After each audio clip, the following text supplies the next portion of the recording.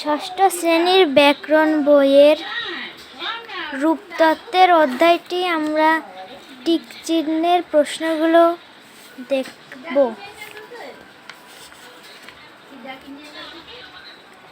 শব্দের গঠন এবং একটি শব্দের সঙ্গে অন্য শব্দের সম্পর্কে আলোচনা ব্যাকরণের কোন অংশে পড়ে?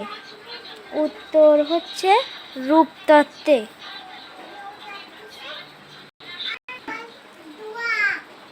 শব্দ গঠনের জন্য ভাষিক উপাদান হলো প্রত্যয়, বিভক্তি, উপসর্গ ও সমাস। নিচের কোনটি সঠিক?